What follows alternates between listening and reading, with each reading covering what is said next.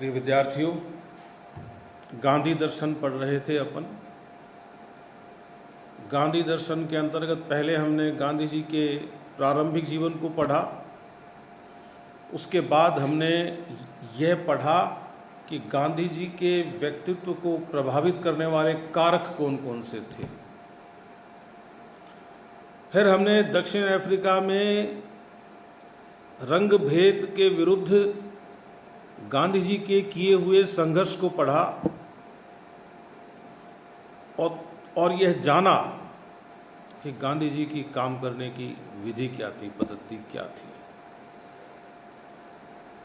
और उसके बाद अब हम देख रहे हैं कि भारत के राष्ट्रीय स्वतंत्रता संग्राम में गांधी जी की भूमिका क्या थी। जब गांधी जी भारत लौट आए जनवरी 1915 में, तो भारत लौट आने के बाद में उनके सामने भारत के राष्ट्रीय आंदोलन में भाग लेने का अवसर था, क्योंकि इसके पहले उनकी लोकप्रियता बन चुकी थी भारत में। यहाँ के नेताओं में, खासतौर से कांग्रेस के नेताओं में भी उनके प्रति विश्वास जाग गया था। लेकिन जैसा मैंने पहले भी बताया था कि उन्होंने ये निर्णय किया है कि पहले मैं इस देश को देखूंगा, घूमूंगा, यहाँ के लोगों को समझूंगा, उनकी समस्याएं जानूंगा और उसके बाद में मैं कोई निर्णय लूँगा कि क्या करना है। उनके जो राजनीतिक गुरु थे गोपाल कृष्ण गोखले, उन्होंने भी उनको यही राय दी कि एक बार आप घूम लीजिए देश। उनको पता चला, गांधी जी को देश घूमना शुरू कर दिया था उन्होंने, कि चंपारण के किसान और वहाँ के जो गोरे बागान मालिक हैं आपस में उलझे हुए हैं। नील की खेती का प्रश्न था और चंपारण के एक सज्जन राजकुमार शुक्ल थे, उन्होंने 1917 में गांधी जी को बुलाया कि आप चंपारण आइए। गांधी जी ने आकर वो आंदोलन संभाला और उस आंदोलन में गांधी जी को सफलता मिली। जो नील की खेती करने वाले किसान थे, वो नील की खेती करने वाले ही किसान नहीं थे, नील की खेती उनसे करवाई जाती थी, एग्रीमेंट होता था बाकायदा, 3 कठिया पद्धति कहलाती थी वो। तो गांधी जी ने वहाँ समझौता करवाया और गांधी जी ने कह दिया बिल्कुल कि हम सरकार का कोई भी अनुचित आदेश नहीं मानेंगे। ये एक नई चीज़ थी भारत के लिए, बात हो चुकी है इस बारे में। मैं अब अहमदाबाद के आंदोलन की बात कर रहा हूँ। अहमदाबाद में क्या था कि वहाँ के मिल मालिकों और मजदूरों के बीच में प्लेग बोनस को लेकर झगड़ा था। जब प्लेग की बीमारी फैली, उसने महामारी का रूप ले लिया, तो मजदूर है वो मिलें छोड़ के जाने लग गए। अब मालिकों को ये हुआ कि ये मजदूर चले जाएंगे तो फिर उत्पादन नहीं होगा, उत्पादन नहीं होगा तो वो मुनाफा कहाँ से कमाएंगे। तो उन्होंने मजदूरों के लिए प्लेग बोनस की घोषणा की, प्लेग बोनस कि ये अतिरिक्त राशि आपको दी जाएगी। अब वो प्लेग तो खत्म हो गया और उन्होंने उस बोनस को हटा लिया मालिकों ने। जब मालिकों ने बोनस को हटा लिया तो मजदूरों ने कहा कि आप ये बोनस मत हटाइए, क्योंकि प्लेग खत्म हो गया, लेकिन प्रथम विश्व युद्ध के कारण महंगाई इतनी बढ़ रही है कि हमारा गुजारा ही नहीं हो रहा है। मिल मालिकों ने मना कर दिया, बोले हम तो किसी भी प्रकार का बोनस नहीं देंगे। टकराव की स्थिति हो गई। वहां जो ब्रिटिश कलेक्टर था उसके सामने संकट हो गया। वो तो नौकरी इसी बात की कर रहा था कि शांति बनी रहे। तो उसने गांधी जी से संपर्क किया, देखो टकराव की स्थिति बने, कोई संघर्ष की स्थिति बने यहाँ, उसके पहले आप थोड़ा सा हस्तक्षेप कीजिए। बहुत से मिल मालिक आपके मित्र हैं, तो आप उनसे कहिए कि कोई समझौता कर लें, कोई बीच का रास्ता निकाल लें। गांधी जी के एक मित्र थे अंबालाल साराभाई, वो भी मिल मालिक थे। तो और वो अंबालाल जी ने तो साबरमती में गांधी जी जब आश्रम बना रहे थे तो उसमें धन भी लगाया था। तो आप समझ जाइए कि मित्रता अच्छी ही थी, तभी ऐसा उन्होंने किया। तो गांधी जी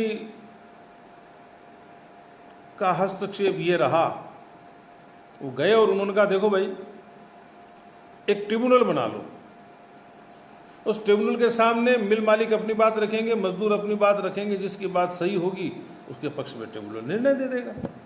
तो मिल मालिकों ने पहले तो हाँ भर दी, बोले ठीक है हम शामिल हो जाएंगे, हम हमारी बात कह देंगे, वो अपनी बात कह देंगे। लेकिन बाद में वो अलग हो गए, बोले ये मजदूर हड़ताल ही बंद नहीं कर रहे हैं, तो ये जब हड़ताल बंद नहीं कर रहे हैं तो फिर हम किस तरह के ट्रिब्यूनल के हिस्से बने, हम नहीं बनेंगे। तो गांधी जी बड़े नाराज हुए मिल मालिकों के व्यवहार से कि बात तो कुछ और ही हुई थी और आप लोग तो कुछ और ही करने लगे। तो उन्होंने कहा मजदूरों से कि ऐसा करो, तुम सब हड़ताल पर चले जाओ, काम नहीं करना। मजदूर हड़ताल पे चले गए। गांधी जी ने कहा कि भाई किसी भी स्थिति में मजदूरों को इतना मिलना चाहिए कि उनका गुजारा अच्छी तरह से हो जाए। मिल मालिकों ने इस बीच क्या किया कि वो अलग तो हो गए ट्रिब्यूनल से, लेकिन उन्होंने अपनी तरफ से 20% बोनस की घोषणा कर दी अपनी ओर से। तो गांधी जी ने कैलकुलेशन किया कि इतना तो माल बनता है, इसमें इतना खर्चा होता है, फिर इसको बेचते हैं तो इतना मुनाफा होता है, ये तो गया मिल मालिक के खाते में। और उधर देखा कि एक मजदूर के परिवार को इतना खर्चा चाहिए, और उस खर्चे में और अब जो उसको मिल रहा है उसमें अंतर आ रहा है, और वो अंतर 20% बोनस से नहीं पाटा जा रहा है, पाटा जा सकता। ये बोनस होना चाहिए 35%। तो गांधी जी ने हड़ताल का आह्वान कर दिया। रोजाना मजदूर साबरमती के आश्रम में आ जाते, गांधी जी उनको भाषण देते। और जोरदार बात यह है कि इस आंदोलन में गांधी जी के साथ एक महिला भी खड़ी थी। उस महिला का नाम था अनुसुईया बेन। और ये जो अनुसुईया बेन है वो अंबालाल साराभाई की बहन थी। तो गांधी जी को बड़ा नैतिक बल मिला इस बात से। फिर मजदूर निराश होने लग गए, संख्या कम होने लग गई साबरमती के आश्रम में, गांधी जी की सभा में।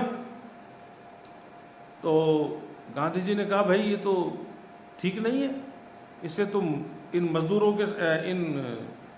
मजदूरों के साथ न्याय नहीं होगा। तो उन्होंने कहा कि यदि मजदूर भूखा है, उसका पेट नहीं भर रहा है, तो गांधी भी भूखा रहेगा और गांधी अनशन करेगा। गांधी जी ने अनशन पर बैठने का फैसला कर लिया। और गांधी जी के अनशन का असर ये हुआ कि मिल मालिकों ने कहा कि ठीक है, सारा झगड़ा है वो एक ट्रिब्यूनल को सौंप दीजिए, वो जो निर्णय करेंगे उसको हम मान लेंगे। और ट्रिब्यूनल का जो बाद में फैसला आया वो आया कि गांधी जी ने जो कैलकुलेशन किया है, गांधी जी ने अपना कैलकुलेशन भी रखा सामने, बोले ये बिल्कुल सही है और मजदूरों को 35% बोनस मिलना चाहिए। तो इस तरह से गांधी जी ने अहमदाबाद के मिल मजदूरों की सहायता की।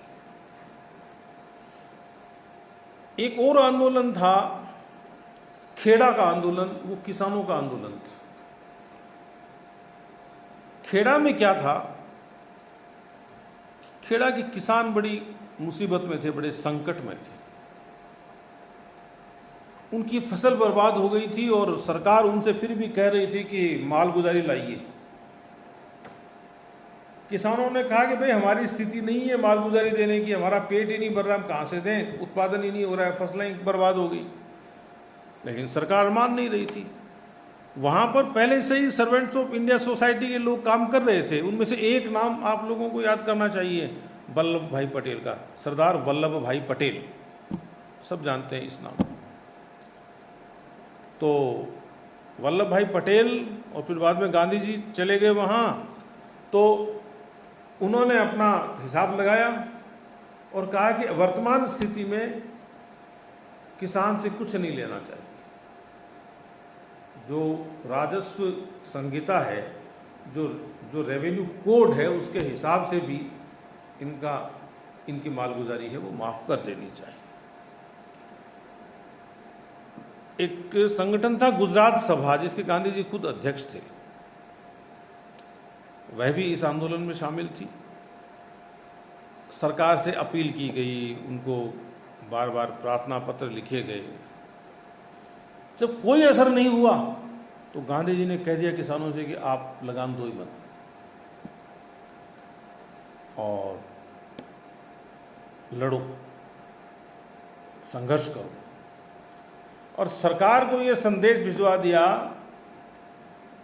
कि नागरिकों की राय के बिना कोई सत्ता चल नहीं सकती है, कोई शासन बिना जनता की राय के बिना जनता की सहमति के चल नहीं सकता।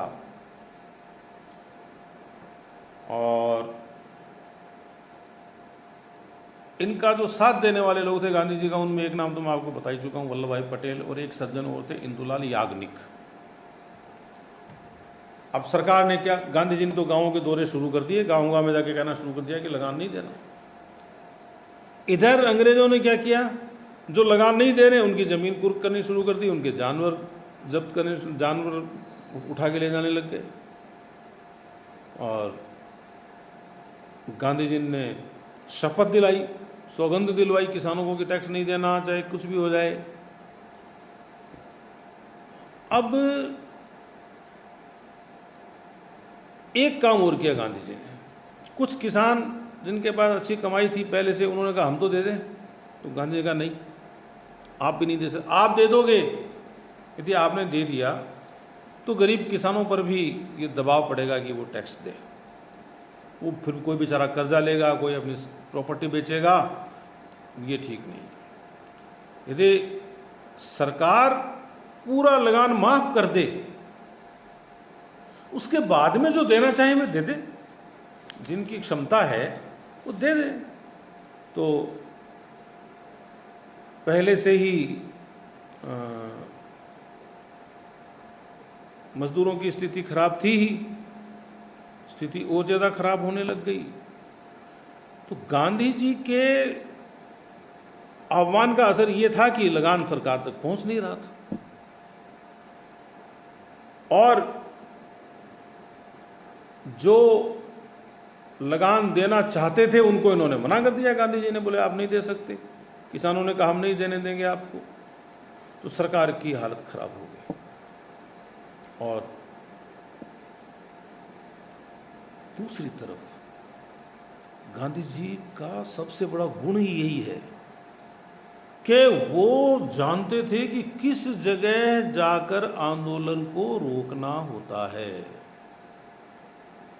तो एक तो प्लेग, फिर महंगाई, फिर सूखा, किसान की हालत तो बेचारे की खराब ही थी, और फिर ऊपर से ये हड़ताल। और ये इधर तो यह हकीकत है, और उधर सरकार के पास रेवेन्यू नहीं पहुंच रहा है, बिल्कुल भी नहीं पहुंच रहा। तब सरकार ने अपने अधिकारियों को कहा, गुप्त निर्देश दिए कि भाई लगान उन्हीं लोगों से लो जो लगान देने में सक्षम है, बाकी को लगान नहीं देना है, बस ऐसे मान के चलो, नहीं देंगे बाकी लोग। तो इस तरह से गांधी जी को खेड़ा में भी सफलता मिली, और एक बड़ी सफलता यह थी कि इस आंदोलन से उनको सरदार वल्लभ भाई पटेल मिले। तो इस तरह से भारत के राष्ट्रीय स्वतंत्रता संग्राम में गांधी जी के नाम एक बड़ा आंदोलन जुड़ता है, वो है असहयोग आंदोलन। लेकिन उस असहयोग आंदोलन की भूमिका इन 3 आंदोलनों में तैयार हुई, और इससे गांधी जी को एक तो यह आत्मविश्वास हो गया कि मेरे आंदोलन करने की जो पद्धति है वो यहाँ इस देश में लागू हो सकती है। दूसरा, वो किसानों के और मजदूरों के ज़्यादा निकट गए और गांधी जी को ये समझ में आया, फिर समझ में आया हुआ ही था, फिर समझ में आया, मोहर लग गई इस बात पे कि यदि जनता चाहे और यदि सही मुद्दे पर वह एक हो रही है, आंदोलन कर रही है, हड़ताल कर रही है, तो पूंजीपतियों को और सरकारी अधिकारियों को झुकाया जा सकता है। इसके बाद में हमारा जो